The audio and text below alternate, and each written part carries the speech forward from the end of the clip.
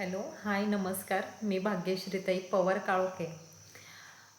बरेच लोक मला परिचित आहे, कारण याच्या आधी माझे फेसबुक पेज याच्यावरती पण मी लाईव्ह असायची. आणि एक मेकअप आर्टिस्ट आणि जर्नलिस्ट आणि एक सामाजिक संघटनेचे काही पद असल्यामुळे समाजकार्याची आवड असल्याने मी बरेच समाजकार्याच्या प्रोग्राममध्ये अग्रेसर असायची. मी गेले 7 ते 8 वर्षापासून ते काम करते, पण माझा मुलगा आता 2-2.5 वर्षाचा आहे. त्याच्यामुळे मी थोडंसं याच्यामध्ये कामाचं माझं प्रमाण आता घरात बाळाच्या जबाबदारीमुळे थोडं कमी झालं आहे. तेवढंच सांभाळून मी माझी इतर कामं करत असते. मला वाटतं मी बरेच दिवस झाले, मला वाटतं एक 7-8 महिने एक नॉर्मल व्हिडिओ वगैरे लाईव्ह आले असेल किंवा एखादा व्हिडिओ शेअर केला असेल. पण आता एक बाळाला पण मोबाईलची आवड लागली. माझं बऱ्यापैकी मोबाईल त्याच्याकडे असतो आणि त्याच्याकडे असल्या कारणाने मला काय त्याचा पूर्ण असा उपयोग करता येत नाही, त्याच्याकडे लक्ष वगैरे याच्यामध्येच. पण मी पुन्हा माझं डेली रुटीन चालू केलेलं आहे. माझा बिझनेस जो स्टॉप होता तो पण सध्या तर चालू करायचा विचार नाही आहे, सगळ्या लॉस मार्केटची जी कंडिशन पाहून. पण माझं समाजकार्य ते मी माझं पुन्हा चालू करते. कारण समाजामध्ये कोणीतरी उभी राहणं, ज्या निराधार महिला आहे किंवा सामाजिक अडचणी महिला ज्यांना प्रॉब्लेम आहे ते आपण वरपर्यंत जाऊन कसे सोडवता येईल याच्यासाठी आपण काम करायचं माझा प्रयत्न असतो आणि मी करत आलेली आहे. तर आता शिंदे सरकार असेल किंवा फडणवीस सरकार यांचं खूप चांगल्या पद्धतीने काम चालू आहे. त्यांच्या पक्षाला सपोर्ट करत आपण त्यांच्या थ्रू काही कामं पूर्ण करून घेण्याचं माझं हे चाललेलं आहे प्रयत्न. त्यामध्ये कसं घरची जबाबदारी पाहून बाहेरच्या गोष्टी हँडल करणं ह्या खूप म्हणजे थोडंसं तारेवरची कसरतच असते फॅमिली आणि हे. तरी त्यांना सांभाळून मी माझा समतोल राखून मी माझी कामं करत असते. बरेच दिवसांनी लाईव्ह आले, बरेच दिवसांनी माझा बोलताना चेहरा आणि आवाज ऐकला असेल आणि वेळही आहे मला. तर मला खास करून आज लाईव्ह यायचा विषय काय झालेला की आपल्याकडे गेल्या आठवड्याभरामध्ये गाजत असलेलं वैष्णवी हगवणे, राजेंद्र जे हगवणे आहे मुळशीचे तालुका अध्यक्ष दादांच्या गटाचे, राष्ट्रवादी अजितदादा गटांचे, त्यांच्या सुनेने आत्महत्या केली. ती आत्महत्या का तिचा खून केला आहे हे संभ्रमामध्ये पूर्ण पुणे जिल्हा आणि पूर्ण महाराष्ट्राचं लक्ष आहे. ज्यावेळेस तिचे आता काल जे त्याचा PMचा रिपोर्ट आला, पोस्टमॉर्टम रिपोर्ट आला त्यांच्या बॉडीचा, तर त्याच्यामध्ये तिने आत्महत्या केली नाही तर तिचा गळा आवळून खून करण्यात आलेला आहे. ज्यावेळेस तिचं बॉडी शवविच्छेदनासाठी तिच्या भावाच्या निदर्शनास आलं की तिच्या याच्यावरती ना गळ्याला गळफास घेतला असतो, मग त्यासोबत तिच्या शरीरावरती इतर ठिकाणी जखमा, मारवण वगैरे जे आहेत ते होते बघा. तर त्यानंतर त्याचं हे केलं तर त्याच्यामध्ये असं निष्पन्न झालं की ना तिला फास लागण्याच्या आधीच तिचा मृत्यू झालेला आहे आणि तिचा गळा तापला गेलेला आहे.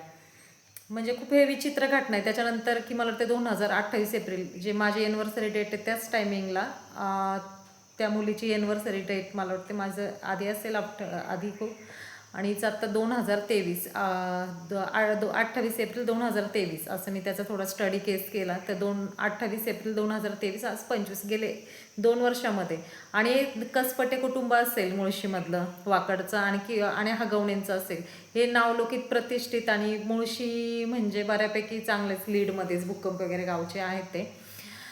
तर हे दोन्ही नावलौकिक. आणि याच्यामध्ये काय झालं, घुसमट का झाली, दोन्ही प्रतिष्ठित घराणे आणि आईवडिलांना एवढा खर्च की लग्नामध्ये 51 तोळे फॉर्च्युनर मला वाटतं 40-1 लाखाची गाडी दिली तिला, आणि चांदीची भांडी राहिली होती त्याच्यावरनं वाद होते. आणि नवऱ्याला कुठेतरी प्रॉपर्टी घ्यायची होती, जागा घेण्यासाठी 2 कोटीची मागणी होती.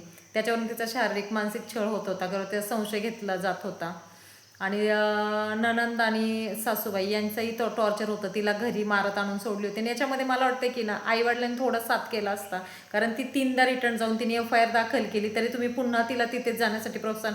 आणि लास्ट स्टेजला की ती तिचं जे आत्महत्या झाली का केली हा सगळ्यात मोठा संभ्रम आहे. आणि ती मला वाटतं की केलेलीच असणार आहे ही आत्महत्या, कारण याच्यामध्ये तिचे आईवडीलही थोडे गुन्हेगार आहेत. कारण ती ज्यावेळेस आपली मुली तुम्ही प्रतिष्ठितपणा सामाजिक जो आहे न्यायव्यवस्था याच्याकडे दुर्लक्ष करून तुमच्या मुलीच्या मागे तुम्ही खंबीर उभी राहिलं, जास्तीच्या पदरामध्ये गोंडस मूळ होतं.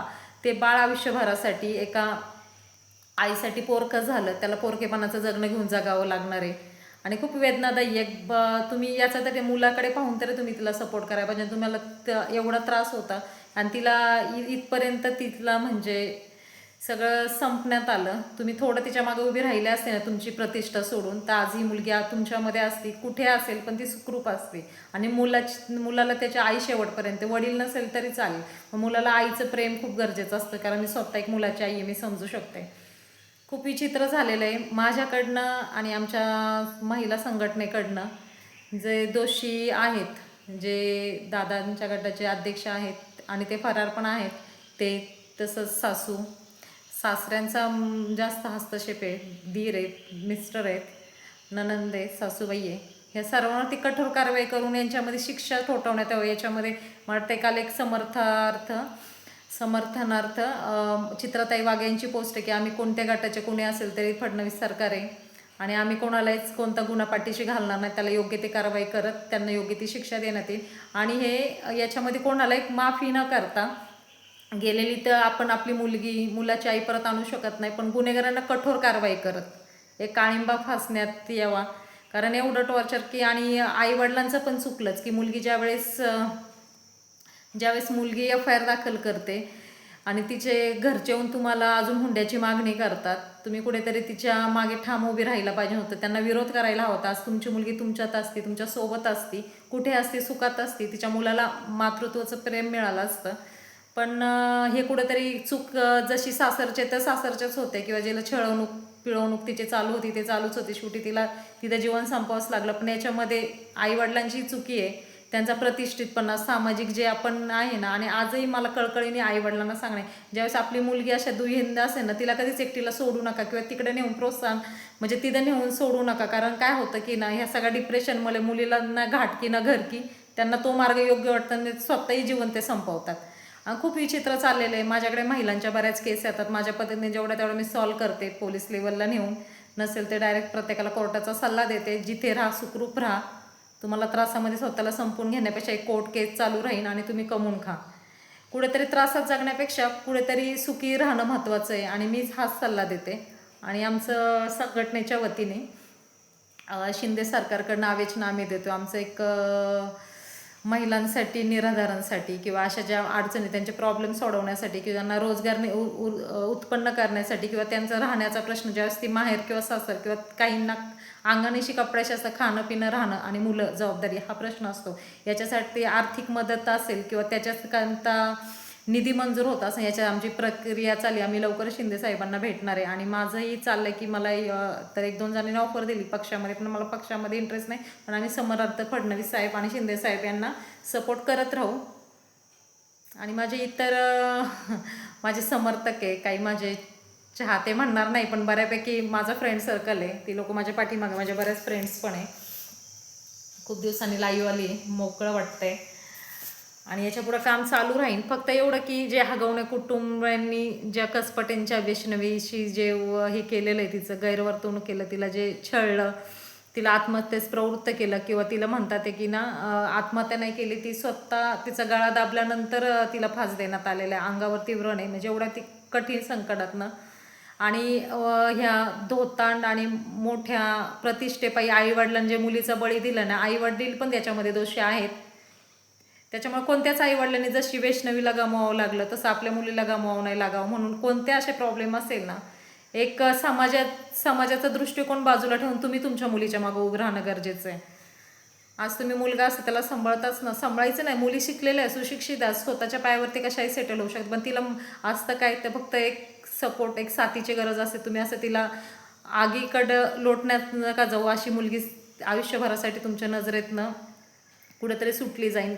आणि याच्यामध्ये सारखं दुर्दैव आहे की एक छोटंसं बाळ पोरकं झालं, अनाथ पण आलं त्याला. आईच्या म्हणतात ना, सगळं विकत घेऊ शकतो, आईचं प्रेम मिळू शकत नाही. आई ती आईच असती आणि ते बाळ त्या प्रेमाला आज मुकले. खूप वाईट परिस्थिती. फक्त दोषी आगवणे कुटुंब असेल त्यांच्यावरती कठीण कारवाई करण्यात यावी आणि याच्यातली कोणाला सुटका नाही आणि यांना कठोर कारवाई करण्यात यावी यांच्यावरती, की जेणेकरून यांना अजन्म कारावास दिली तर आयुष्यभर जेलमध्ये असेल तरी बेटर राहील. यांची नुकसान भरपाई, ज्या मुलीला लग्नाला 1 कोटीपर्यंत खर्च झाला असेल, सनी वर्डमध्ये तिचं लग्न झालं, फॉर्च्युनर गाडी दिली, 51 तोळे दिले, 1 कोटीच्या पुढे खर्च झाला असेल, तो खर्चही त्यांना रिटर्न देण्यात यावा. आणि जी प्रॉपर्टी असेल ते वारस हक्काने जो मुलगा झालाय त्याच्या नावावरती बापाची पूर्ण करून देण्यात यावी, असं सगळे असा पूर्ण कोर्टाचा न्याय देऊन यांना अजन्म कारावास, यांनी जे एखाद्याच्या लेकराला छळलंय, एका मुलीला जो त्रास दिलाय, आत्महत्येस प्रवृत्त केलं किंवा स्वतः मारून टाकण्याचा प्रयत्न केला, जे आता पूर्ण काही दिवसात केस सॉल्व्ह होईल, सगळ्या गोष्टी निदर्शनास येईल, समोर येईल. त्यामुळे तुम्ही सगळ्यांनी कसपटे कुटुंबाच्या बाजूनी किंवा त्या वैष्णवीला न्याय देण्यासाठी हगवणे कुटुंबावरती कडक कारवाई याच्यासाठी सगळ्यांनी समर्थन करावे. आणि माझी संघटना त्यासाठी समर्थन करते. एक आमचंही पत्र जाईल संघटनेच्या वतीने. आपण खारीचा वाटा सगळ्यांनी सपोर्ट करा. आणि प्रत्येक आईवडिलांना नॉर्मल आत्ताही काय असेल की अशा काही घटना आपल्या मुली फेस करत असतील तर तिच्या मागे ठाम उभी राहा. आपली मुलगी आयुष्यभरासाठी नजरेच्या आड होण्यापेक्षा ती आपली आहे तशी आपल्या समोर दिसणं हे महत्त्वाचं आहे. आणि हे आईवडिलांनी बऱ्यापैकी लक्षात घ्यावं, कारण बऱ्याच अशा घटना ऐकते समजत.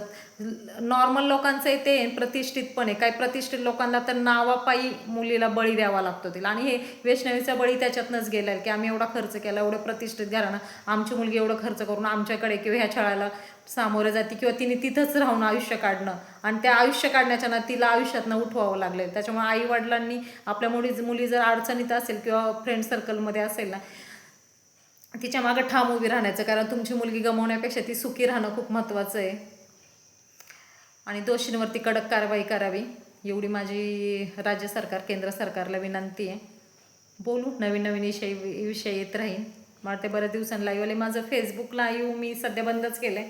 आपलं यूट्यूबवरती बरं आहे, सबस्क्राईब ज्याला आवडतो, ज्याला आपण बघतो स्पेशली यूट्यूबवरती येऊन पाहतो. फेसबुकला काय लगेच लाईव्ह चालू होतात, कमेंट येतात, लगेच चालू आहे मॅडम काय कसं. मग आपलं थोडंसं डायवर्ट होतं. आपला डायवर्ट नाही व्हायचं, आपल्या प्रामाणिक पद्धतीने काम करायचं आहे. मी माझी जबाबदारी, माझ्या मुलाची जबाबदारी, कौटुंबिक सगळं सांभाळता माझं आता यूट्यूबचं मला वाटतं बरंच माझं ट्रॅव्हलिंगचं बरेच व्हिडिओ होते, पण ते का आता सध्या व्यापामुळे मी काही बनवलेच नाही आहे. माझा मोबाईल हँडसेट पण प्रॉब्लेम झाला. आता पुन्हा मी कार्यरत हळूहळू होते. माझे व्हिडिओ आवडत असेल तर लाईक करा. कोणते विषय माझ्यापर्यंत येऊन पोचवण्याला आवडत असेल तर मला त्याच्या कमेंटद्वारे कळवा. मी ते चांगल्या पद्धतीने मांडण्याचा किंवा समजवण्याचा किंवा कोणाला सांगण्याचा प्रयत्न करेन. तुमचीच भाग्यश्री ताई पवार काळुके. बोलण्यासारखा खूप विषय आहे, पण मला एक 15-20 मिनटं बोलायचं खूप तशी बोलत राहते नॉर्मली. वाटतं की समोरचा बोर नको व्हायला म्हणून मी लिमिटेड बोलून ठेवून देत असते. चालेल, नवीन विषय घेऊन पुन्हा येत राहू. आता यूट्यूब चॅनल आहे, तो लवकर होईल मॉनिटाईज. तोपर्यंत व्हिडिओ सोडत राहू. चलो बाय.